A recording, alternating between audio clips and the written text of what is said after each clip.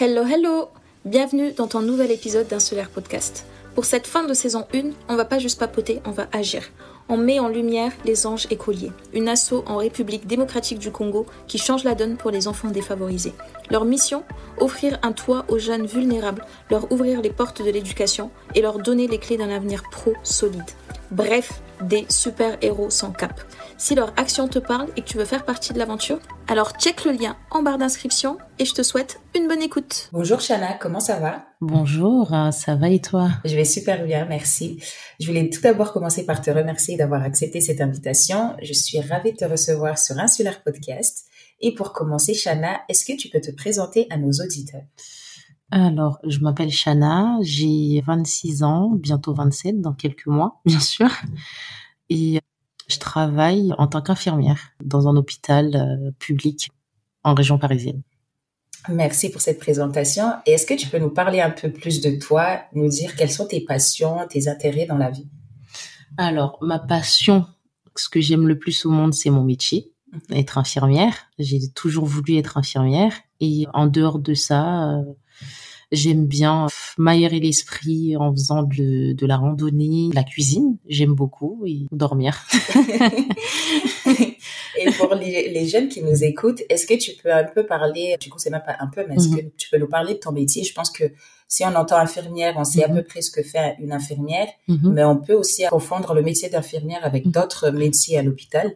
Donc, est-ce que tu peux nous parler un peu plus? Infirmière, c'est paramédical. Il y a le personnel médical et paramédical. Je fais partie du paramédical. Je pense que ça parle à tout le monde, le métier infirmière. Ce que je fais, je suis infirmière aux urgences.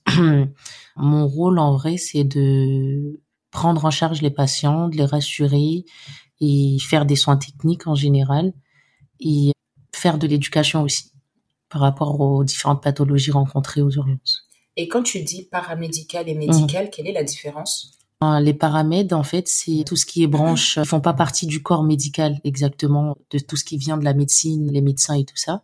Tout ce qui est paramèdes, ça fait partie des aides-soignants, donc et les infirmières. Mais tu soignes du coup, non? Oui, on est tous des soignants, en quelque sorte. Merci beaucoup pour ces explications, Shana. Maintenant, on va passer ton enfance, on va revenir un peu en arrière. Tu as grandi en France, Shana?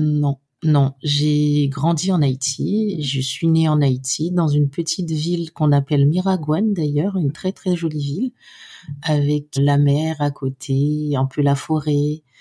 J'ai grandi avec ma grand-mère. La situation familiale est un peu compliquée, dans le sens où la personne qui m'a mise au monde m'a pas élevée. Donc ma grand-mère m'a pris quand j'avais 3 mois, d'après ce qu'elle me dit, et c'était la mère de mon père. C'est la mère de mon père qui est encore en vie aujourd'hui. Qui est ici? Et non, qui est encore en Haïti. Aujourd'hui, c'est elle qui m'a appris, qui a fait en sorte que je suis la personne que je suis aujourd'hui. Donc, j'ai grandi avec elle. Donc, toute mon enfance, c'était elle ma maman. Je l'ai appelée maman. Jusqu'à quel âge? Jusqu'à l'âge de 12-13 ans, avant de venir en France, exactement. T'es quand même assez grande, hein? Oui. Et tu parles le petite créole, quand même. Oui, couramment? oui, je parle le créole haïtien, oui. Donc, j'ai grandi, c'était la langue maternelle et j'ai appris le français quand j'étais à l'école. Et aujourd'hui, on voit beaucoup la situation d'Haïti aux infos. Est-ce que à l'époque où tu y étais, la situation était aussi compliquée que maintenant ou Non, je me rappelle, c'était Haïti propre, Haïti où les gens étaient très solidaires entre eux. Moi, je le vois en tant qu'enfant, donc j'étais enfant. Ce que je voyais, c'était un très beau pays. On n'avait pas le droit de jeter quoi que ce soit par terre, sinon on se faisait rattraper par quelqu'un derrière.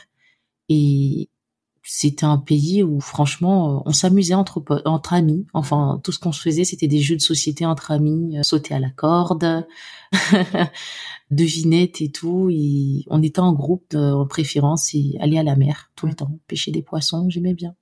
Et là, il y a une question que je pose à peu près à tout le monde, mais vu comment tu as expliqué ton enfance à Haïti, je pense pas que on peut la poser, mais je demande toujours, est-ce que durant ton enfance, tu as ressenti ou tu as vécu une difficulté et à un moment tu t'es dit, bon, plus tard ça va être un peu plus compliqué pour moi parce que j'ai envie peut-être de faire des études ou autre. Est-ce que tu avais déjà ce petit truc-là en étant enfant ou pas du tout, comme tu as grandi dans un environnement assez quand même positif? Franchement, mon environnement à moi, j'étais bien entourée. J'étais bien entourée et ce qui me bloquait, c'était que j'étais en quelque sorte en prison, en fait. Donc, c'était l'enfant où on voulait protéger des autres. On se disait, c'est mieux que tu restes à la maison, tu vas à l'école, t'as pas d'amis. Tu rentres chez toi, tu fais tes devoirs et ensuite tu vas te coucher. Le lendemain, c'était répétitif à chaque fois. Est-ce que tu avais des cousins, des frères et sœurs? J'avais des cousins qui venaient pendant les vacances d'été. J'étais en quelque sorte seule en grandissant. J'avais des cousins, cousines qui venaient que pendant les grandes vacances d'été, où c'est là où je m'amusais vraiment avec ces cousins-là. Mais en dehors, c'était le voisin, mais j'avais pas trop le droit de jouer. Ça dépendait de l'humeur de ma grand-mère en quelque sorte. Et tu penses qu'elle avait peur de quoi? Déjà, je pense qu'elle avait peur en quelque sorte par rapport aux garçons surtout, parce que il y a pas mal de viols avec les petits enfants. Elle avait peur aussi de ça, et elle avait pas confiance aussi aux autres. Et je pense que sa peur à elle, elle le faisait passer en quelque sorte sur moi. Donc, elle pensait me protéger, mais au final, elle m'enfermait dans une cage, on va dire, en quelque sorte. Mais elle m'a appris pas mal de choses dans le sens où, mais franchement, ce qui était vraiment un frein pour moi, ça a développé une sorte de timidité et de crainte envers les autres, en fait. J'avais peur de m'approcher des autres. Ok. Donc, je me cachais tout le temps. Mais du coup, quand par exemple, t'étais à l'école, est-ce que c'était différent? Parce que je m'explique. Personnellement, ma maman aussi, elle était comme ça avec ses filles. Elle laissait beaucoup ses filles à la maison. Elle surprotégeait limite. C'était, on part à l'école, on a des amis, mais quand tu rentres à la maison, tes amis, tu les laisses à l'école. Plus d'amis en rentrant. C'était ménage, faire à manger ou autre. C'était vraiment à la maison. Et elle nous parlait beaucoup des hommes, mais en nous disant, c'est mauvais, il faut pas que l'homme te touche, machin, plein de trucs comme ça.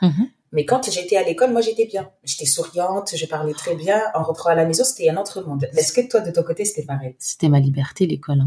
Alors là, je faisais tout ce que j'avais pas le droit de faire à la maison. J'étais l'enfant sage à la maison, mais en dehors, on voyait vraiment moi, épanouie, qui souriait à tout le monde, qui se lâchait, mais avec des gens que je connaissais du coup. Vu que je les voyais souvent à l'école, donc je me permettais de faire ce que je fais avec eux.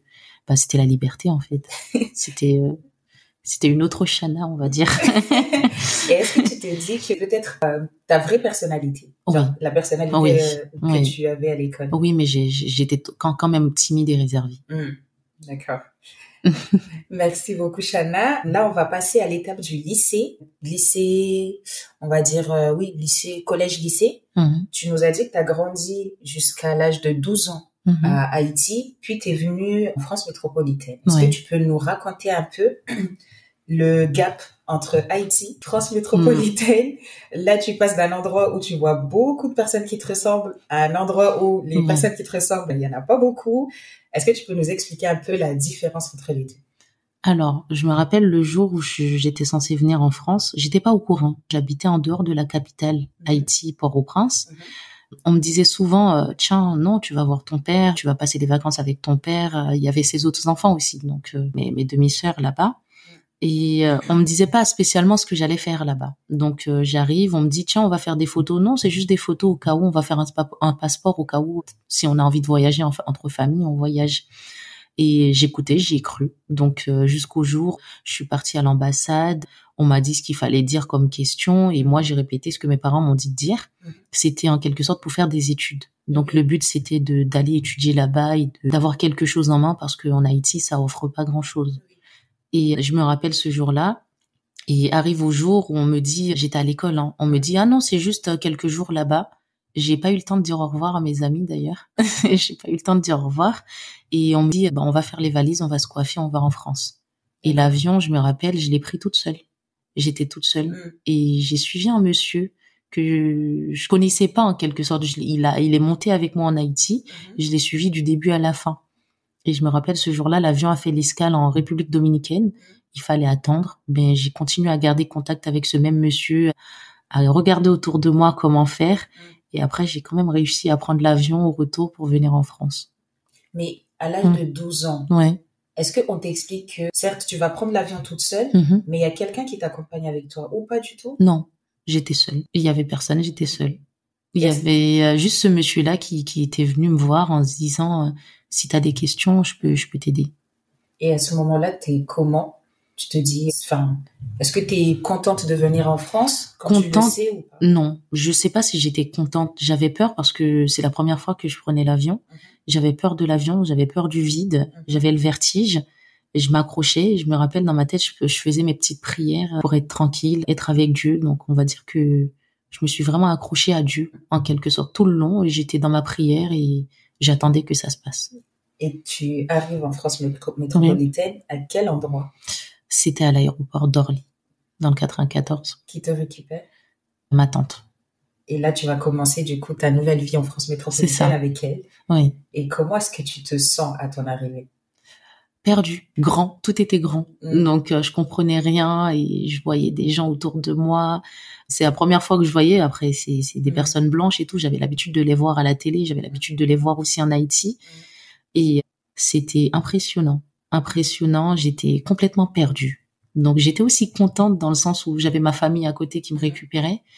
Et arrivé le moment où j'ai pris la voiture, où je suis rentrée, j'étais un peu déçue, mais mais je me suis dit on verra, on se lance dans quelque chose, on verra ce que ça donne. Dans ma tête, c'était les études, il fallait devenir quelque chose. Mais à quel moment tu as ce truc-là de les études, il faut devenir quelque chose? Est-ce que c'est ta grand-mère qui te l'avait inculqué avant de partir, ou est-ce que tout le long de ton enfance, comme tu étais quand même assez surprotégée et que j'imagine que quand tu es à la maison, tu fais tes devoirs ou autre, à quel moment tu te dis et tu le ressens que les études c'est important? Je l'ai toujours senti parce que à un moment donné, tout ce que je voulais, c'était être la première de la classe. Donc, et ma grand-mère, en général, ils sont jamais satisfaits quand tu ramènes quelque chose. Ils veulent toujours plus, même si j'étais la première. J'ai toujours aimé les maths, l'histoire aussi. Donc, je me suis toujours appliquée. Toujours. J'ai toujours aimé les études. Donc, tout ce que je voulais, c'était réussir à faire ce que je veux. Est-ce que tu peux nous parler, parce que tu as eu le temps quand même de grandir à Haïti, jusqu'à l'âge de 12 ans, est-ce que tu peux nous dire la différence entre l'école là-bas et l'école en France métropolitaine? Alors, l'école en Haïti, c'est plus strict. Donc, les devoirs, c'est les devoirs. Il n'y avait pas de délai. Si on peut taper et punir aussi, on le faisait. À mon âge encore, on tapait les élèves si on faisait pas nos devoirs. Et l'école en Haïti, ce qui est bien, c'est que on se réunit tous le matin en priant de base et ensuite réciter l'hymne national du pays. Oui. On faisait tout ça, tous en groupe. Avant de commencer les cours, et arrivant dans la salle des cours, on priait. On était tous les uns à côté des autres et on travaillait. Il y avait un prof qui venait et on travaillait. Et après arrive le moment où c'est la récréation. On mangeait tous, on jouait. Donc, et j'étais dans une école catholique. Donc, tous les dimanches, j'étais censée aller à l'église, normalement. Et tu l'as senti comment en arrivant ici? Est-ce qu'il y avait plus de solidarité en Haïti par rapport à ici, ou est-ce que c'est le contraire? Il y avait plus de solidarité en Haïti. Ici, je me sentais seule. J'étais seule. À l'école? À l'école, oui. Donc, j'étais seule. Avant d'aller à l'école, je me rappelle, en France, j'attendais le temps que ça se fasse, les papiers. Et je suis allée dans une sorte d'institution et c'était pour voir mon niveau. Mon niveau, j'ai fait ce qu'on m'a demandé de faire et au final, on m'a dit mon niveau correspondait à telle classe. Et au final, j'étais dans cette classe-là quand j'étais en Haïti. Et je suis allée, donc on m'a attribué un collège. Je me suis retrouvée dans ce collège-là du jour au lendemain. Je me rappelle encore ce jour, il y avait 2 personnes, une Roumaine et une Sénégalaise, si je me rappelle bien. Elles m'ont vue, j'avais un bijou, elles ont dit mais t'es trop belle et tout, donc tu peux venir manger avec nous. Mais elles étaient pas dans ma classe. Elles étaient dans Chana est très belle. Elles étaient dans une autre classe. Elles voulaient tout savoir comment ça se passe dans le pays, comment t'as fait pour venir. Donc nous on sera là pour toi. Mais c'était des élèves en dessous de moi, en 5e, 4e et moi j'étais en 3e. C'était un peu bizarre, mais c'est ça qui m'a un peu aidée dans le sens où t'as quelqu'un qui tient à toi, qui s'intéresse à toi, donc tu peux continuer à venir, tu les trouveras toujours. Et culturellement, comment est-ce que t'as vécu le changement? Ça se ressentait pas trop. Oui. Ça se ressentait pas trop. On était tous mélangés, donc tout le monde s'adaptait à tout le monde. Donc je le ressentais pas directement. Tu le ressentais? Non. Et au niveau du climat aussi, alors? Ah, ça c'est quelque chose, hein. C'était compliqué. Franchement, il fallait m'adapter. À chaque fois, on avait un cours, on avait une prof, on avait une classe différente, il fallait changer. J'étais pas du tout dedans, je comprenais pas du tout ce qui se passait. Et c'est les autres qui m'expliquaient, si, c'était le cours, on est là, on est à tel endroit. J'étais un peu perdue, à vrai dire, et j'ai trouvé le rythme, c'était un peu rapide quand même, par rapport à en Haïti. Le rythme à l'école? Oui. C'était trop rapide. Ça parlait trop vite. J'avais pas le temps de noter ce qu'il fallait noter. J'étais un peu perdue. Je me suis dit, je vais jamais y arriver. Je vais jamais réussir. En fait, ça me mettait une sorte de pression tous les jours. Et après, je rentrais chez moi, mais c'était un peu dur. C'était un peu dur de m'intégrer, de m'adapter. J'avais peur, hein. J'avais peur. J'allais pas vers les autres. J'avais peur de ne pas dire les mots correctement, de ne pas parler correctement. Donc, je me taisais la plupart du temps. Donc, j'étais discrète. En Haïti, vous parlez aussi français? Oui, j'étais discrète. J'avais peur. J'avais peur de dire quelque chose de travers. Et la manière dont on parle français en Haïti, un tout petit peu plus soutenu, on parle pas comme ça en France. On parle pas comme ça en France. Donc, j'avais peur. Je pesais un peu mes mots. Je disais, mais comment elle dit elle pour que je me trompe pas ou qu'on se moque pas de moi? J'avais énormément peur de ça. Donc, tu réfléchissais Je réfléchissais beaucoup avant de dire quelque chose, oui.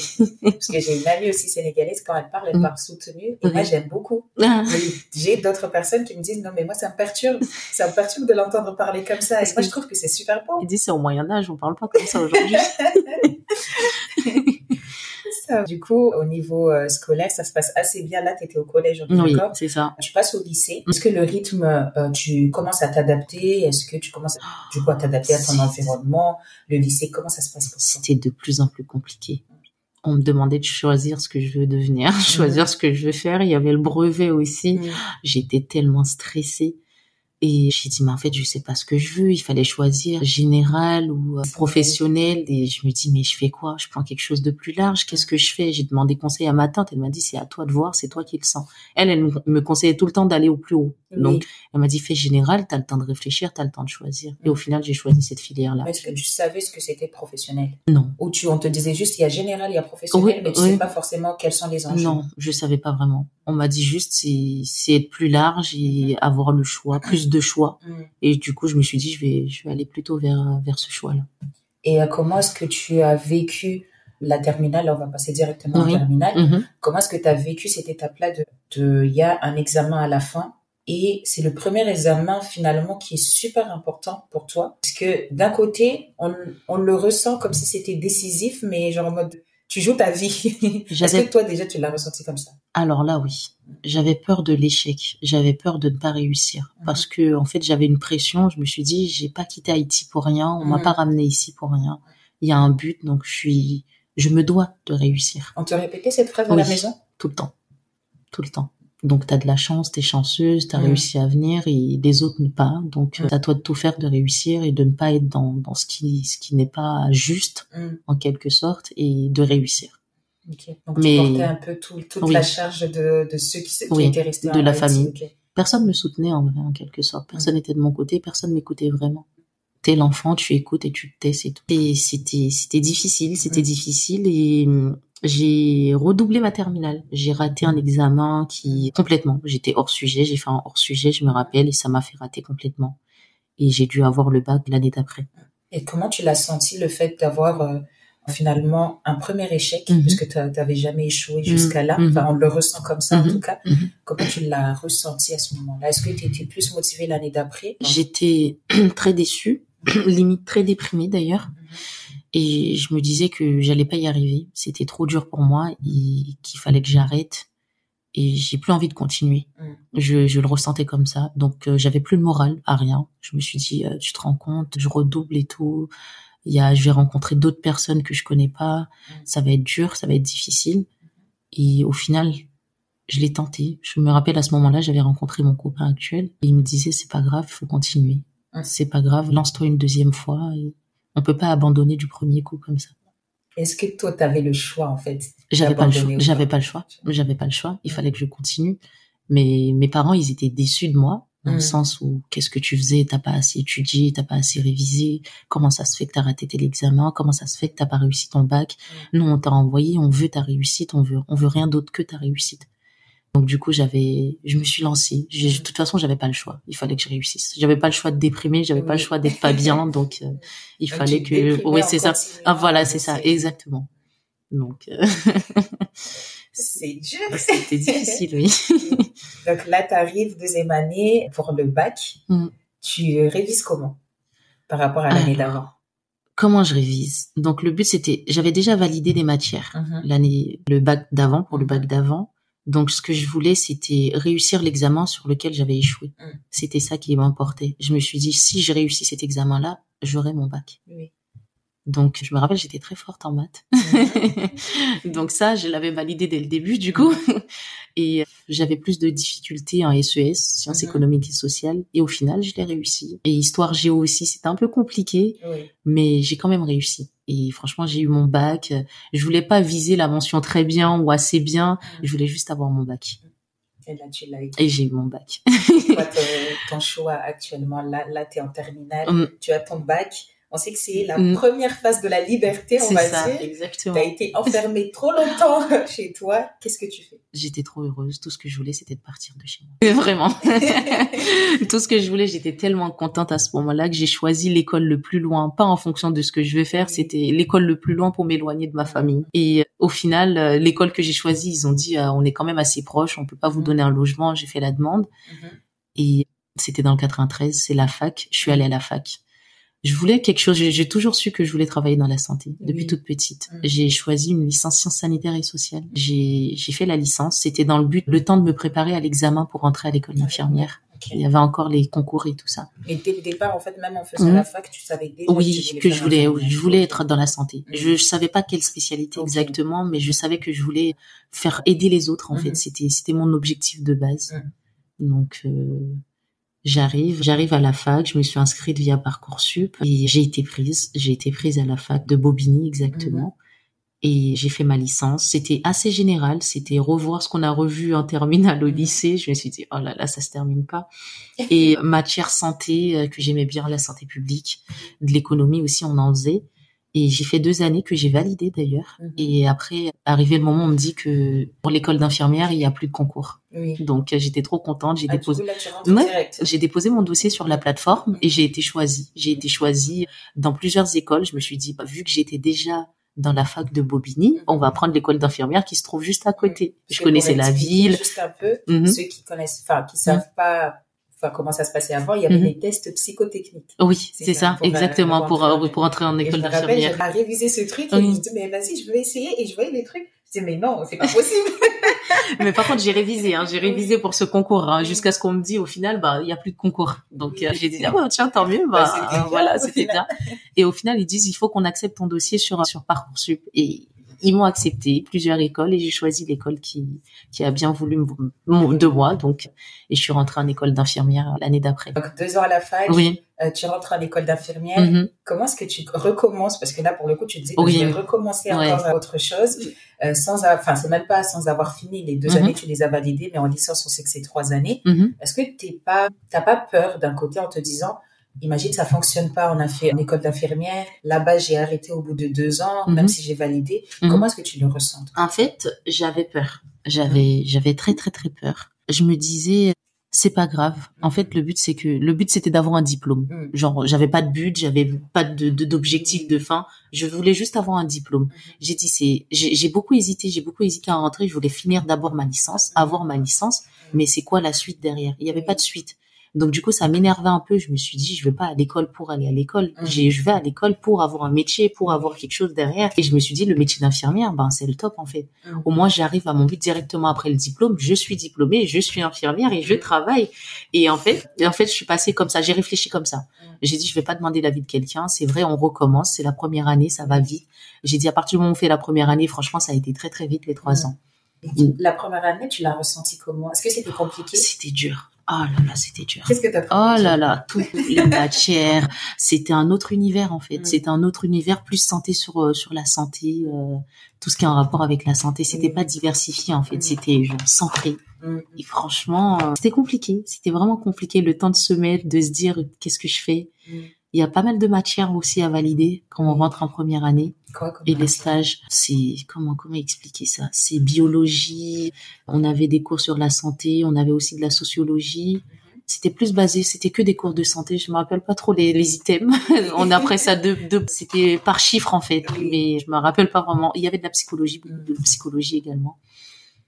Et la psychologie, avec du recul, tu te dis pourquoi, est-ce que tu peux nous expliquer pourquoi vous aviez des cours de psychologie en étant infirmière actuellement? En tant qu'infirmière, en fait, on se ramène aussi à éduquer les patients dans le sens où des cours de psychologie, de les comprendre en fait. Ça fait partie de notre rôle. Comment je peux expliquer ça? Ça rentre dans l'empathie. Je sais pas, ça travaille dessus.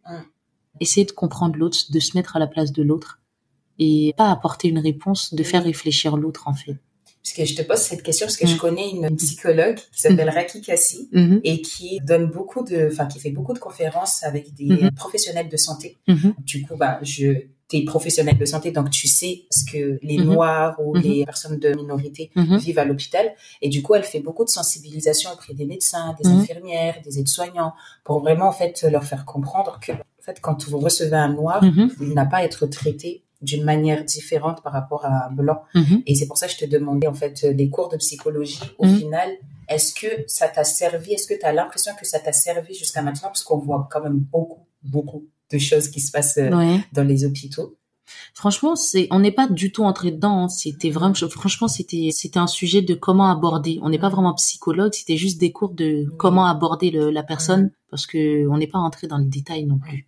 C'était juste pour se mettre dedans, comprendre les autres. C'est un processus de comprendre l'enfant, l'adulte et tout ça. Et après, on rentrait pas dedans en profondeur. C'était juste superficiel, en fait. Et avec du recul, maintenant que tu es infirmière, tu as côtoyé énormément de patients, comme tu as côtoyé des collègues. Est-ce que tu aurais des conseils à donner, par exemple, à une fac, à une école d'infirmiers, d'infirmières, pour leur dire, en fait, la prise en charge, vous devriez, intégrer, par exemple, une matière spécifique pour nous aider à prendre en charge, par exemple, un patient, à discuter avec un patient, à comprendre un patient, puisque comme je te disais tout à l'heure, la prise en charge des Noirs dans certains hôpitaux ou chez certaines personnes, elle est différente par rapport à la prise en charge d'un Blanc, par exemple. Est-ce que toi, tu aurais des conseils ou quelque chose à changer, à suggérer à une école? C'est très intéressant cette question. C'est très très vaste d'ailleurs. Moi, ce que je dirais par rapport à ce que j'ai appris, c'était être dans l'écoute, ne pas être dans le jugement. C'est dur parfois et avoir de l'empathie, tout simplement. C'est tout ce que j'ai retenu de ça. Et différence entre une personne c'est par rapport à la différence culturelle, c'est ça? Franchement, je suis là où je travaille, je suis dans une région assez, il y a beaucoup de mixité. Il y a beaucoup de mixité, donc parfois on le ressent, parfois on le ressent pas. C'est vrai qu'il y a une différence, on comprend pas vraiment.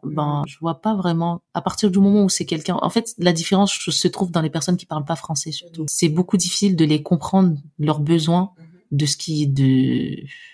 c'est des personnes assez réservées, on comprend pas forcément ce qu'ils veulent et l'approche est très difficile avec eux. Donc en vrai, j'ai pas vraiment de conseils parce que en ce moment, j'essaie toujours de comprendre parce que j'arrive toujours pas à comprendre. J'essaie d'aider au maximum, j'essaie d'aller au-delà, de répéter, de reformuler, de voir si c'est ce que la personne veut bien dire exactement pour pouvoir l'aider. Mais c'est difficile, ça reste quand même difficile. Je trouve que faut que je m'améliore, je continue à m'améliorer en faisant plus de formation là-dessus, mais parce que, tu vois, là, t'es en train de dire qu'il faut que tu t'améliores. Il y en a qui ne savent même pas qu'en fait, cette difficulté-là existe et qui ne vont même pas essayer de s'améliorer. Là, toi, tu sais que il y a des personnes qui ne s'expriment pas bien en français, donc tu travailles sur toi-même, mais tu ne te dis pas, la personne elle est en face de moi, mais je comprends pas, je vais aller chercher quelqu'un d'autre. Mais toi, tu essaies de travailler dessus et tu essaies de comprendre la personne qui est en face de toi. Donc l'empathie chez toi, elle va beaucoup plus loin que juste voir un patient et essayer de comprendre ce qu'elle veut, tu vois. Et ça, c'est aussi quelque chose, je pense, à intégrer, par exemple, dans les cours ou autres, c'est que quand tu reçois quelqu'un que tu ne comprends pas, ne soit désagréable en face de la personne. Gérer son stress aussi. Exactement. Avoir beaucoup de patience. Donc, je pense que je l'ai. Je l'ai compris quand on passe du côté de la barrière soignante à patient. Oui. À partir du moment où on fait cette expérience-là, on comprend ce que vivent exactement les patients. Pour certains, pas tous. Parce qu'on n'a pas forcément leur maladie, mais leur pathologie. On revient à tes cours. Il faut que tu fasses des stages. Oui. Comment est-ce que tu trouves tes stages? Alors, les stages, je me rappelle, j'étais en EHPAD au début avec les personnes âgées. Je sais pas pourquoi j'ai toujours aimé les personnes âgées. J'ai toujours entouré des personnes âgées. L'approche était plutôt facile. Tu sais pas pourquoi? Je sais pas pourquoi. T'as grandi avec ta grand-mère, Tara. Je sais pas pourquoi. On va pas dire c'était aussi l'amour de ma vie, en quelque sorte. On va dire, t'es hypocrite un peu. Mais j'aimais plus mon grand-père et ses cousins qui étaient aussi âgés. C'était plus eux qui me considéraient comme vraiment leur enfant. Je me sentais en sécurité avec eux. Et ils me comprenaient, ils m'écoutaient.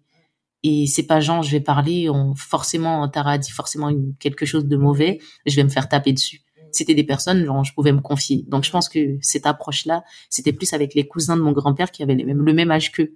Donc, du coup, que lui. Donc, je pense que c'est pour ça, ça vient de ça, mon amour pour les personnes âgées, les protéger, le respect surtout. Et je me suis retrouvée en EHPAD, je me suis dit, c'est des choses que je savais faire, ça. Aider aux toilettes, coiffer, aider à manger et tout. Donc, je le faisais avec eux.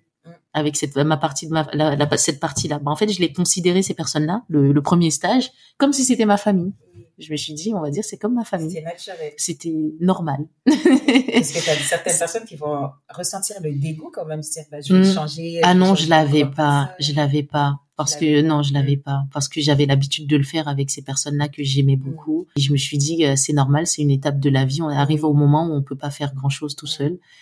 On est épuisé, on vieillit, donc c'est le vieillissement, c'est l'étape du vieillissement, on a besoin d'aide. Donc forcément, ces personnes-là, il faut les épauler. On veut plus de Chana dans le On veut plus de Chana. Franchement, ce qui a été compliqué. Mais en fait, en vrai, je crois que c'est ça qui m'a permis de m'en sortir. Les soignants voyaient que je m'en sortais bien, que le contact était bien avec ces personnes-là. Comment te dire que j'étais plus à l'aise avec les personnes âgées qu'avec les personnes de mon âge. Je pouvais parler. Là, j'étais pas timide. J'étais pas réservée. Ça sortait tout seul.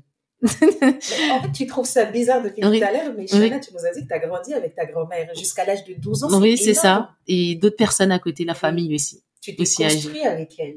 Elle n'est pas si âgée que ça, ma grand-mère. Mais c'est pas ta grand-mère. En fait, c'est juste le fait que ça soit ta grand-mère. Oui. Okay. Ce truc-là, c'est pas ta maman, c'est pas ta tante, c'est vraiment ta grand-mère. Et juste le nom en te disant, en fait, une autre femme qui est considérée comme une grand-mère, en fait, je l'assimile aussi à la mienne. Je pense que je l'ai fait inconsciemment. Voilà. Je l'ai fait inconsciemment. Mais après, les stages, ça a été, j'ai vu qu'il y avait une sorte de jalousie aussi. De jalousie, le fait qu'on aimait bien mon approche avec ces personnes-là, que j'étais bien dans mon rôle. Il y a certaines personnes qui n'ont pas aimé non plus. Toi, quand on est soi-disant que j'étais trop à l'aise, je prends trop mes aises, je me prends pour qui, comment ça se passe. Quand on n'est pas assez intégré, on critique également. En fait, il y avait jamais quelque chose de bien en fait avec eux. Et franchement, j'ai dû en faire plus que les soignants en quelque sorte. C'est fort à dire, mais c'est vrai. J'étais tout le temps épuisée. Je faisais tout de A à Z, que ce soit en passant par les toilettes, l'accompagnement, distribution de traitements, de médicaments, faire des soins techniques avec eux. Je faisais tout de A à Z, mais rien n'était parfait en quelque sorte. Non, rien n'était bien en fait à leurs yeux. Mais j'étais quand même déterminée. Je suis là. En plus, j'aime ça. Donc en gros, je vais leur montrer que je tiens, que j'ai réussi et que ça m'atteint. Enfin, c'était dur de le faire. Le soir, je rentrais, je pleurais chez moi. Je pleurais. Est-ce que tu as effectué des tâches qui n'étaient pas du tout des tâches que tu ne devais pas faire en tant que stagiaire? Parce que tu nous as expliqué que tu faisais beaucoup de choses. Est-ce que tu as fait des choses que tu ne devais pas forcément faire, mais qu'au final, par la force des choses, tu te retrouves à faire des tâches que c'est pas à moi de les faire? En vrai, en tant qu'infirmière, il y a des choses qu'on fait et des choses qu'on fait pas. On est censé suivre l'infirmière. Il y a des moments qu'on se retrouve à faire le ménage. Par exemple, c'est pas du tout de notre rôle et c'est pas du tout c'est pas ce qu'on apprend en fait. C'est pas ce qu'on veut apprendre en tant qu'infirmière. Mais après, il y avait des choses de notre rôle propre. Accompagner la personne, l'essayer dans son autonomie, l'aider pour garder son autonomie. C'était aussi, ça faisait partie du rôle propre de l'infirmière. C'est juste qu'on le laissait aux aides-soignants. Mais je faisais plus de soins d'aides-soignants que d'infirmières. D'accord. J'étais plus avec les aides-soignantes que les infirmières. Ça, c'était sur ta première année? C'était juste la première année, oui. C'était la première année. Est-ce que ça a été beaucoup plus de tâches d'une infirmière? Oui. Franchement, j'ai vraiment suivi l'infirmière dans les autres années. Mais après, franchement, il y a des stages qui ont été durs dans le sens le racisme, forcément. Elle est noire, je l'aime pas beaucoup. Elle se prend pour qui, celle-là? Donc, les patients ont toujours été sympas. Franchement, j'ai jamais vécu quoi que ce soit envers des patients envers moi. C'était toujours les collègues. En fait, ce qui était plus dur à gérer, c'était les collègues. J'avais cette peur-là de ne pas réussir parce que, en vrai, mon évaluation leur revenait, en fait. C'était entre leurs mains. Et du coup, je disais rien. Je restais calme. Je m'efforçais de ne pas pleurer, sachant que je faisais un peu les choses justes. Je me posais beaucoup de questions. Je me remettais en question pour savoir si c'était moi le problème ou j'accomplissais pas mes tâches, en fait. Je me rappelle, j'étais en stage d'hémato. tout ce que je faisais, il fallait que je le fasse en fonction de l'infirmière qui était en face de moi. Oui, c'est ça. C'est quoi? C'est tout ce qui est maladie du sang. Oui. Donc, je suis allée là-bas, des personnes avec des leucémies. Donc, on soignait par des chimiothérapies et tout ça. On était là pour eux. C'était en quelque sorte des personnes fragiles avec un système immunitaire. Comment je peux expliquer ça? Système immunitaire très défaillant. Oui. Et qu'il fallait protéger surtout. Et j'étais là tous les jours. Normalement, les soins, on fait en fonction de l'hygiène. On respecte l'hygiène, on respecte la posologie, on prépare les médicaments correctement dans les bons termes et tout. Mais les infirmières voulaient chaque infirmière voulait que je fasse à leur manière à eux.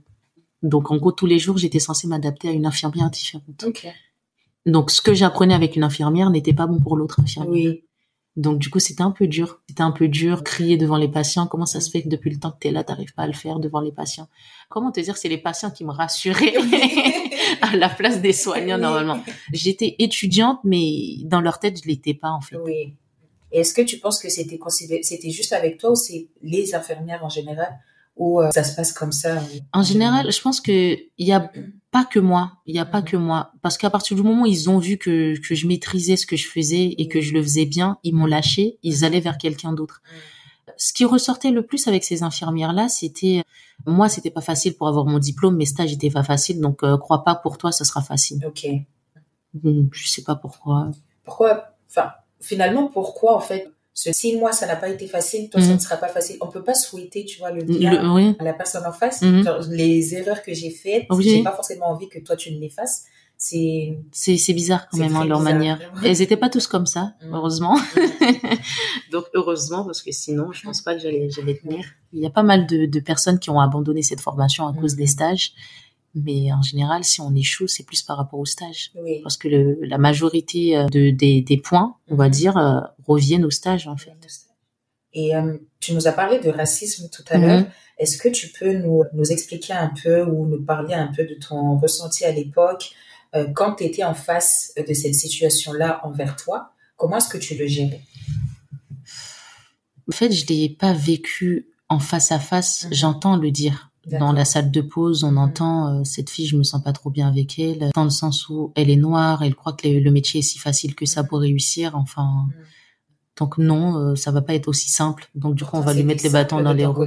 Pourtant, franchement, j'ai aucun problème. J'étais toujours la personne souriante qu'il fallait. Il y en a qui aimaient ça en moi, comment tu peux être positive dans toute situation alors que la situation ne le mérite pas, tu vois. Je me suis dit, on va quand même garder ça à la bonne humeur et on va avancer. Comment je l'ai vécu? Je me rappelle la première fois qu'ils se disent, je sais qu'en tant que noire, depuis que je suis arrivée en France, qu'il fallait que je travaille plus que d'autres. Parce que je venais dans un pays où c'est pas le mien, en fait, en quelque sorte. Et il fallait m'intégrer. Il fallait absolument m'intégrer. C'était ça dans ma tête. Je dois m'intégrer. Comment je le vivais, comment je vivais ce genre de comportement. Je rentrais chez moi, franchement, ça m'atteignait, ça m'atteignait parce que dès qu'on devient méchant, on dit des propos injustes, ça m'atteint directement, on le voyait. Je pleurais un bon coup chez moi quand je rentrais, je pleurais bien comme il fallait. Ce que je faisais, c'était de prier aussi. Je crois qu'en quelque sorte, c'est ça qui m'a aidée aussi. Et le lendemain, j'étais aussi heureuse que d'habitude de revoir les patients. Franchement, ce qui m'a encouragée dans ça, c'était je veux devenir infirmière, je veux aider les autres. Et les personnes qui je soignais me donnaient encore plus envie de le faire. C'est un beau métier. Et heureusement que vous êtes là. Faut continuer à le faire. Vous débutez. Je trouve que vous êtes bien. Votre approche, la manière dont vous êtes à l'écoute pour les autres et tout. Le fait d'entendre ces messages-là des patients, ça m'encourageait plus à l'être. Je me suis dit, je vais pas être infirmière pour les infirmières. Je vais être infirmière pour soigner des gens. Donc c'est ça aussi. Je m'encourageais moi-même, en fait, mais grâce aux patients. Alors moi, je te connais que depuis peu, mais clairement, franchement, heureusement que tu as continué. Vous ne la voyez pas, mais elle a les larmes aux yeux. Je me voyais pas à l'échec, en fait. Je me voyais pas. Je voulais être infirmière. Je voulais mon métier. Donc, c'était ma réussite, en quelque sorte. Donc, je suis plutôt fière de moi. On va se dire, il y a pas de saut métier, mais c'était mon objectif à moi. C'était mon top des métiers, on va dire. ce que je pouvais faire. En vrai, en France, on te met toujours dans des cases. Donc, celui qui n'a pas les capacités, les moyens pour aller au-delà, c'est lui qui doit être au milieu. Donc, en fait, ça te correspond pas vraiment. Donc, tu dois être à ce niveau-là. Donc, on te choisissait toujours ton niveau. Donc, d'études, de ce que tu peux faire, ce que tu ne peux pas faire. Donc, je voulais dépasser un peu mes limites. Donc, je voulais être infirmière. Ma tante me disait, c'est pas normal, tu te rends compte, tu vas nettoyer le caca des autres. J'ai dit, mais c'est pas ça que je vois, en fait. Elle me décourageait, en fait. Elle me décourageait tellement que je me suis dit, mais je m'en fiche, en fait. Ça me donnait encore plus une raison de partir et de réussir, en fait. Pas lui montrer, c'était ce que je voulais. Je m'en fichais de montrer ce que je veux réussir. C'est pour moi, ma réussite. Et elle aurait voulu que tu fasses quoi? Elle me disait avocate. Oui. Un métier médecin, par exemple. Donc, je me trouvais que j'étais pas en capacité de faire des études de médecine, sachant que j'avais personne, j'étais seule et j'aurais pas pu continuer de toute façon. C'est plutôt dense, assez dense, les études de médecine. Il faut avoir la famille et je pense pas que j'aurais pu m'en sortir. Tu penses que c'est plus au niveau de la famille et oui, des capacités. T'as des capacités, tu nous l'as dit, tu aimes beaucoup les maths, tu comprends rapidement. On a vu en école d'infirmière, parce qu'en école d'infirmière, on t'apprend pas juste à changer un patient, mais il y a aussi pas mal de cours sur l'anatomie, parce que vous piquez quand même les personnes, donc vous êtes obligé de connaître les veines. C'est vraiment exactement la dilution, comment on les prépare, et tout. Beaucoup de responsabilités, ça fait peur. Et pourtant, tu as réussi, tu as des capacités intellectuelles. Ça, on va pas dire le contraire. Mais pourquoi tu te dis que au niveau de la famille, t'aurais besoin vraiment d'avoir ce soutien-là en mode j'ai de la famille derrière moi pour continuer? Je pense que oui, parce que je me rappelle, j'ai toujours eu des difficultés financières et tout. Je travaillais en dehors des études aussi. Donc avec avec la médecine, j'aurais pas pu. Oui. J'aurais pas pu. Ça aurait été. Il faut être disponible à 100%. J'avais personne derrière moi. Donc, depuis que j'ai quitté ma tante à l'âge de 17 ans et demi, 18 ans, j'ai dû m'en sortir toute seule, en quelque sorte. Est-ce qu'on peut parler de cette phase-là? Parce que je pense qu'on n'en a pas parlé. Et il y a quand même pas mal d'étudiants qui vont passer par là. Donc, il y a la gestion financière, il y a la gestion émotionnelle, il y a la solitude, tu pars à 17 ans. Certes, tu te sentais pas très bien chez ta tante. C'est pour ça que tu pars, que tu ne, c'était difficile le contact, même pas. Mais ce qui va t'arriver plus tard, en fait, ce qui va arriver plus tard, tu ne sais pas, tu n'es pas au... Déjà, de base, on sait que ça va être compliqué parce que tu pars sans argent. Oui, bah oui. Ben oui, mais j'avais quand même quelqu'un pour m'aider. J'avais quand même une famille qui était présente, en tout cas. Ben, je la remercierai toujours de l'avoir fait. Elle m'a quand même gardée jusqu'à mes 17-18 ans, donc je la remercie un peu. Mais c'était difficile, le contact, la communication, il y en avait pas. Donc tout ce que je faisais ne lui plaisait pas. Elle en était jalouse, en fait, de peut-être ma réussite, d'avoir fait quelque chose. Elle y croyait pas. Elle m'a dit que de toute façon, tu vas faire une formation et tu vas travailler. Mais elle y croyait pas. Il faut juste retenir que c'est dur à dire dans ce sens-là, mais la famille n'est pas forcément ton vrai soutien. Pourtant, tu te dis que tu aurais voulu quand même avoir cette famille-là pour aller plus loin. Par exemple, si tu avais voulu continuer en médecine. C'est ça, exactement. Quand je vois les autres, parfois, je me suis dit, j'aurais bien aimé avoir des parents comme ça, mais malheureusement, c'était pas le cas. Et financièrement, je travaillais à côté, je faisais du babysitting. Je faisais du babysitting pour m'en sortir. Le petit argent que je gagnais, elle le savait. Elle me disait, tu me donnes une part de l'argent que tu as gagné. C'est ça. Oui. Je lui disais pas combien je gagnais exactement. Je mentais un peu. Je lui donnais une partie, malheureusement. Je donnais une partie parce qu'il fallait bien prouver que je travaillais. Donc, sinon, elle aurait cru que je faisais autre chose dehors. Et après, je suis allée à la fac, j'ai continué dans une agence de babysitting et je travaillais à Paris. Et j'ai rencontré mon copain actuel grâce à lui. Lui, il était salarié. Donc, c'est grâce à lui qu'on a trouvé un petit logement, on est restés ensemble. Et il m'a permis aussi de finir mes études. J'avais pas de pression avec lui. Donc, on est ensemble et tout. Tu vas finir tes études. Mais je pense que c'est lui qui m'a rattrapé. On a été un soutien l'un pour l'autre parce que je voulais pas être dépendant de quelqu'un. Mais il était là pour moi. Il était là, mon soutien, on va dire, psychologique. Celui qui répondait à mes questions parfois et qui me disait, donc c'était toujours bien d'avoir un avis extérieur. Et qui me disait, ça peut aller, ça va aller, continue, ne lâche pas. C'est toujours bien de se remettre en question, mais il me confortait aussi et me disait ce qui était bien, ce qui n'était pas aussi. Donc c'était ça aussi que j'avais besoin. Pas me réconforter dans mes trucs, peut-être que j'avais tort, donc je voulais voir un avis extérieur. Et il a été là pour moi. Et j'ai travaillé, on s'est débrouillé ensemble. Ça a été. Et ça a été. Et ça a été. Il faut croire en soi. T'obtiens ton diplôme. C'est ça. Donc c'est ma réussite, ma plus belle réussite. Et on est fiers de toi. Et là, tu obtiens ton diplôme. Est-ce que tu as eu du mal à trouver un hôpital ou c'est tout de suite après? Alors là, non, ça a été rapide. Hein. Franchement, je suis partie aussi vers ce métier-là pour cette facilité-là aussi. Oui. Et je me suis dit, il y aura toujours besoin du monde. Donc, je ne serai pas au chômage. Donc, c'est ça aussi. Je l'ai choisi, je me suis renseignée. J'avais une voisine vietnamienne. Elle aussi, elle avait une fille qui étudiait en Belgique en médecine. Elle était infirmière. Oui. Elle était infirmière. Elle m'a encouragée énormément. Quelqu'un que je connaissais pas, qui m'a vue une fois. Elle m'a dit, t'es tellement souriante et tout. Elle m'a invitée chez elle. On a mangé ensemble et tout. Elle y croyait en moi. Oui. Donc, en gros, ça m'a donné envie de réussir aussi. Je me rappelle d'elle. T'as eu quand même ce soutien au niveau de ton parcours. Ouais, des autres. Pas de ma famille. Pas de ta famille. Ouais. Mais ça a été les plus beaux moments, je pense. Ouais, je crois, en quelque sorte. Oui. Parfois, on a peur de l'inconnu, mais c'est toujours l'inconnu qui te rattrape derrière. Ah, t'es trop mignonne. Je suis vraiment désolée, je viens de faire pleurer Shana. Voilà. Franchement, c'est les plus belles réussites. Et en te connaissant maintenant, tu vas me faire pleurer. En te connaissant maintenant. C'est le fait de parler d'elle. Oui. T'as vraiment... Il m'a dit, tu vas y arriver. C'est elle. Est-ce que tu as encore contact avec elle?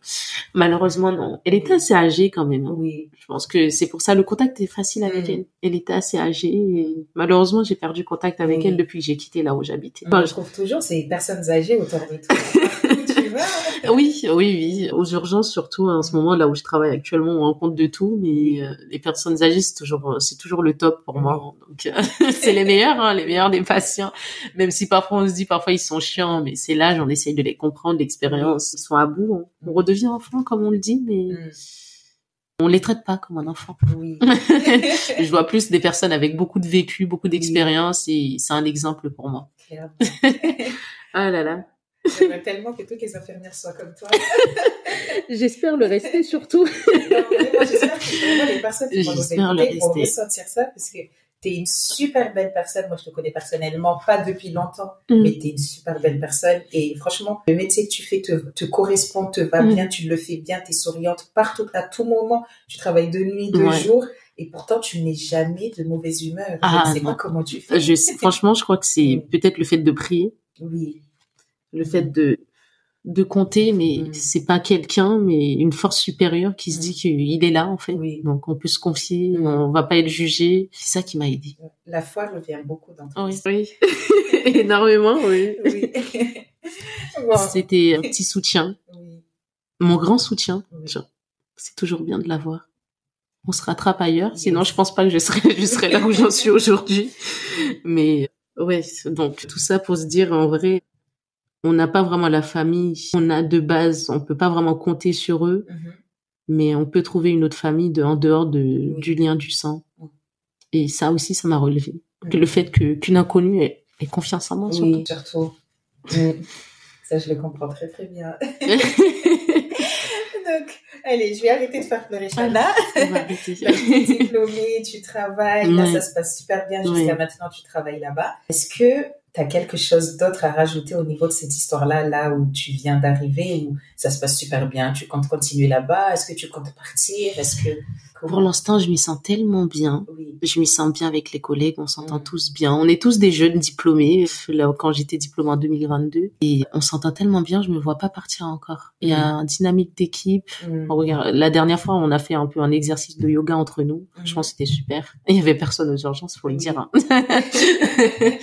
Donc, je me sens bien. Encore quelques années, je me vois pas rester que là. J'ai envie de faire d'autres services pour voir comment ça se passe. Et pourquoi les urgences, d'ailleurs? J'ai oublié de te poser la question. La diversité. Okay. Je voulais aller dans l'action. Je voulais commencer. J'avais fait un stage là-bas. Oui. J'avais bien aimé.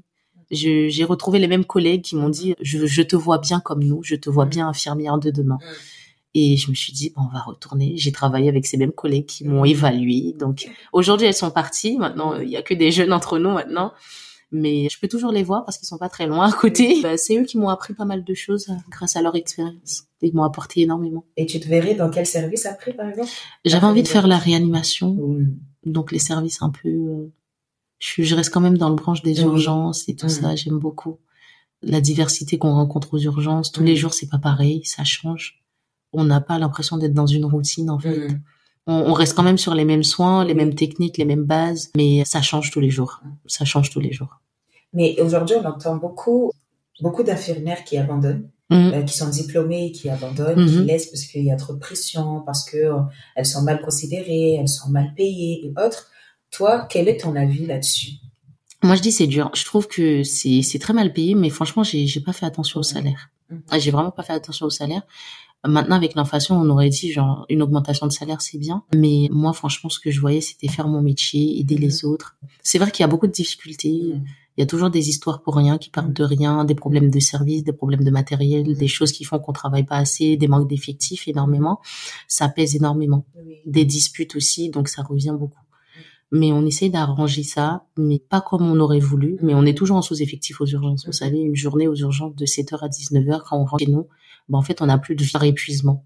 Il y a un épuisement physique, il y a un épuisement moral également. Mental, je veux dire. Mais après, franchement, je gère, hein. Je le vois pas comme une corvée ou un travail. Je le vois juste que je suis dans mon métier. Je sais pas si c'est parce que je viens de débuter ou je suis encore jeune dedans. Mais en tout cas, je continuerai à aimer ce que je fais. Malgré les difficultés, malheureusement. On peut pas on est épuisé. Vraiment, franchement, parfois, on a envie de râler contre le service, contre l'encadrement. Mais on le fait quand même. On se dit, c'est pas tous les jours pareil. C'est pas tous les jours, on est en manque d'effectifs. On essaye de comprendre mais on s'en sort. On travaille plus que d'habitude, on va dire. Mais, ouais. T'es vraiment positif. mais on s'en sort. Non, c'est plaisant à entendre. Et franchement, juste avoir aussi cet autre discours-là, c'est super bien. Parce que les jeunes, par exemple, qui veulent faire infirmière, s'ils continuent juste à entendre au niveau de la télé, oui, il y a trop... les infirmières sont surchargées, les infirmières ont trop de boulot, les infirmières... En fait, c'est aussi bien d'entendre que certes, il y a tout ça qui est négatif, mais il y a aussi certaines personnes qui aiment tellement leur boulot qu'ils essaient en fait de s'accrocher au positif qu'il y a, sans forcément abîmer vos santé ou autres, mais si on peut changer la situation actuelle, ok, changeons-la la situation actuelle, mais ne donnons pas qu'un discours négatif de ce métier-là, puisque vous faites quand même un métier hyper dur. Faut pas écouter les autres, juste écoute-toi. Qu'est-ce que tu veux, toi, au fond de toi? Il faut juste lutter pour ça. Je veux ça, je vais lutter pour ça. C'est vrai qu'il y a des difficultés qui donnent envie d'arrêter. Entourez-vous, choisissez les personnes avec qui vous... J'ai du mal à me confier aux autres parce que j'ai peur de ce qui peut se dire derrière ou autre, parce que j'ai pas assez confiance. Mais en tout cas, essayez d'avoir... Moi, ma force spirituelle, c'était Dieu. Essayez d'avoir quelque chose en qui vous pouvez vous accrocher, au moins comme ça, quand il y a une journée qui s'est mal passée. Donc, en gros, on peut se confier, on peut s'appuyer sur quelque chose derrière. Belle transition, parce que là, du coup, on va passer sur les conseils que tu aimerais donner aux jeunes qui aimeraient avoir à peu près le même parcours que toi, qui aimeraient devenir infirmier, par exemple, ou même un jeune qui va quitter, du coup, très tôt la maison familiale, un jeune qui aurait grandi en Haïti et qui viendrait en France métropolitaine pour continuer ses études ou venir chez de la famille. Quels sont les 2-3 conseils que tu veux? Quels sont les 2-3 conseils? Moi, je dirais aux autres, croyez en vous.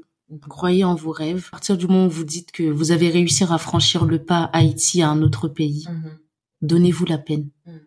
Allez jusqu'au bout. Donnez-vous des objectifs, même si vous en avez pas de base, vous savez pas où vous en êtes. Allez chercher ce que vous voulez. Allez le chercher. Même si vous êtes dans le flou, prenez quelque chose de large et au final, vous allez chercher. En réfléchissant, vous allez trouver. Trouvez en vous, voyez en vous ce que vous voulez être au fond de vous et faites-le. Vous avez cette chance-là, continuez. Continuez, allez vers vos envies et juste la fréquentation aussi. Moi, je dirais en ce moment, j'ai appris à être seule en fait. Maintenant, au final, j'ai accepté cette solitude-là. Je le suis pas vraiment en quelque sorte. J'ai dû, comme je vous dis, je parle chez moi comme si j'étais une folle, genre toute seule et tout. Mais appuyez-vous sur quelqu'un en qui vous avez confiance. Choisissez ce qui vous fait plaisir, soit Dieu ou autre. Allez vers ce que vous croyez. Appuyez-vous et continuez. J'espère que ça va vraiment faire écho chez certaines personnes. Et quelle est, toi, la plus grande leçon que tu as apprise jusqu'à maintenant et que tu te dis, à chaque fois tu reviens dessus, tu te dis, j'ai appris ça. Et c'est ce qui me, comment dire, tu te raccroches un peu à cette leçon-là et tu te dis, en apprenant ça, vas-y, je peux aller de l'avant. Quelle est la plus grande leçon que tu as apprise durant ton parcours, on va dire? Qu'est-ce que j'ai appris durant mon parcours? La plus grande leçon. Qu'est-ce que j'ai Facile de dire ça tout de suite, mais de répondre à cette question. Tu fais des coupures là, parce que là j'ai fait une grande pause là. T'inquiète, je vais te faire few minutes later. Qu'est-ce que j'ai appris? Ah là là, qu'est-ce que j'ai appris en vrai? Il y a tellement de choses, j'arrive pas à mettre un mot exactement, mais qu'est-ce que j'ai appris? Ta plus grande leçon, en fait, tu te dis? Plus grande leçon de vie. C'est au niveau professionnel ou en général? En général. Ça peut être professionnel ou en général.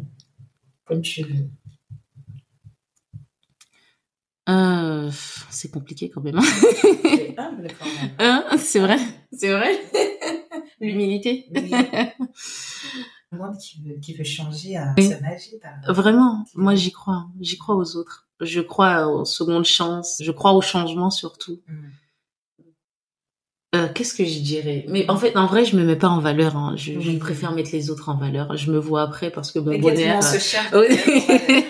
Parce que mon bonheur à moi, c'est de rendre les autres heureux et m'oublier. Donc en fait, parce que moi, ça contribue à mon bonheur à moi de voir l'autre réussir. Ma plus grande leçon de vie, qu'est-ce que j'ai appris? Moi, c'est une bonne question. Je me suis jamais demandé ça. T'inquiète. Je vis en fait. C'est difficile de répondre à cette question parce que je sais pas vraiment la réponse à cette question. Mais moi comment je le vois, tout ton parcours est une leçon. Tout ton parcours de ton départ en Haïti jusqu'en France métropolitaine, tout est une leçon. T'es parti avec un but spécifique. T'es arrivé en étant dans un environnement pas forcément, je vais dire pas forcément favorable, mais dans un environnement où t'étais pas forcément bien. Pourtant, tu t'es accroché. T'as continué encore. C'est malgré toutes les difficultés, en fait. Allez-y. Je sais pas si on peut dire que c'est la leçon en question. Je ne sais pas. Mais je pense pas qu'il y en a une exactement qui est définie, en fait. Donc, je dirais tout mon parcours. En fait, c'est dur à choisir, en fait. C'est quoi qui me définit? J'ai jamais réfléchi à ça. Parce qu'il y a un tout dedans. Franchement, la persévérance. Vraiment. Je crois que c'est le mot. Si je peux vraiment résumer, en vrai. Si je peux vraiment dire une leçon, en quelque sorte. Mais c'est un tout pour moi. Oui. Pour le coup, oui. Oui, c'est ça, la persévérance. Et la foi en vous. Oui. Je crois que je l'avais. Oui. J'avais peur, mais je suis allée au-delà de cette peur-là. Et je pense que j'ai plutôt été fière de moi. Nous, on est fiers de toi. Merci. Nous, on est fiers de toi. Oui, donc je dirais ça, la persévérance. Oui, c'est ça. Du coup, sur la question suivante, je vais pas te la poser puisque Shana reste en anonyme. Oui. Et sur la dernière question, alors je vais te donner le contexte. C'est un podcast qui s'appelle CTA, Clean the Airwaves sur YouTube. C'est un Kenyan qui reçoit du coup des Kenyans, Kenyanes, des personnes qui sont parties loin. C'est des chefs d'entreprise, des personnes qui font des boulots assez extraordinaires, on va dire.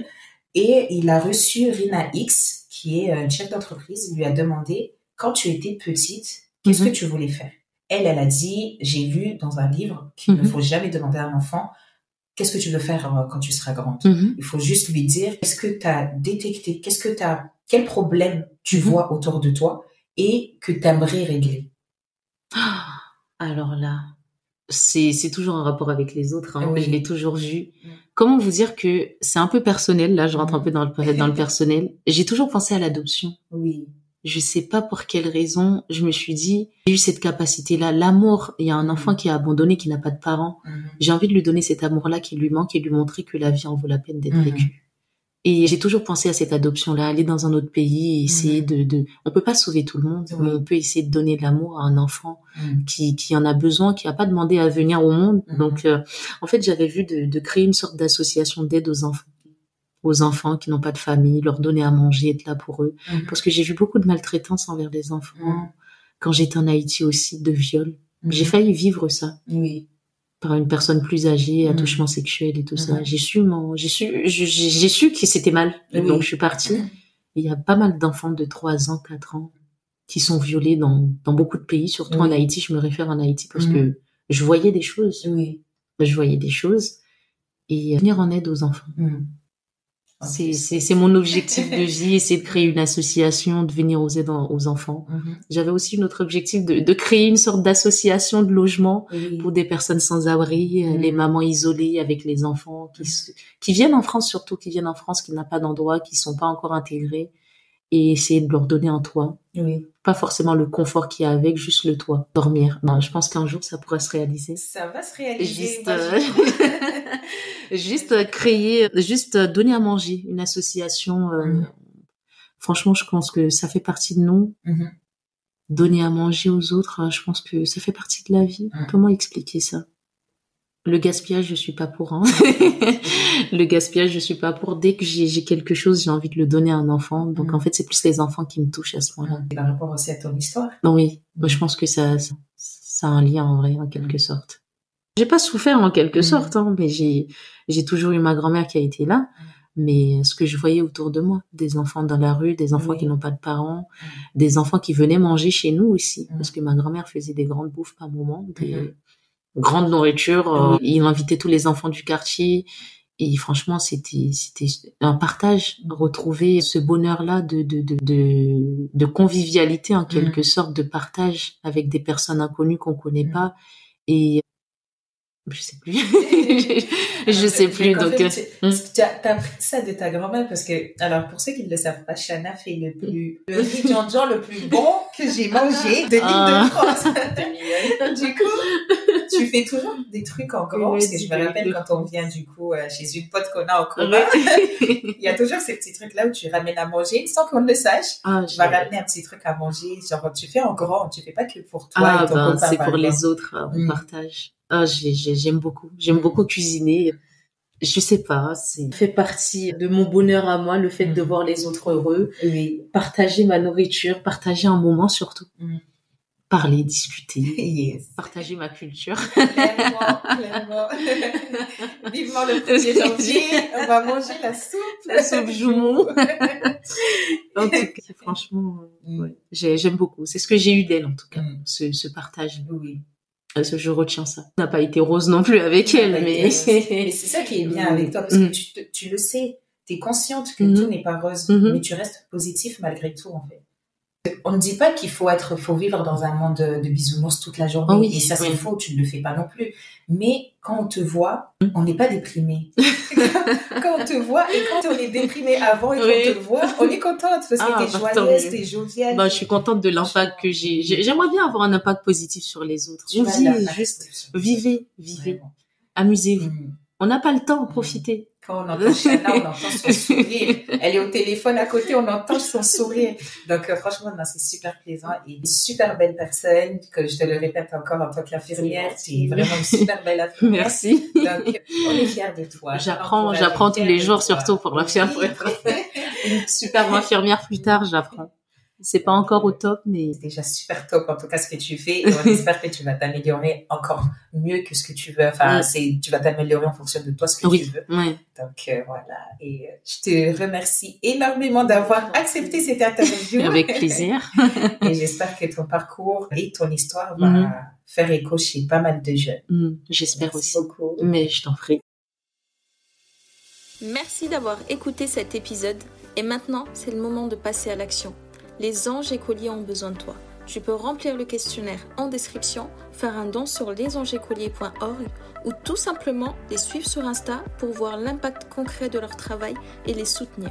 Parce qu'un avenir, ça se construit ensemble. Donc, à toi de jouer et je te dis à très vite pour un prochain épisode d'Insulaire Podcast.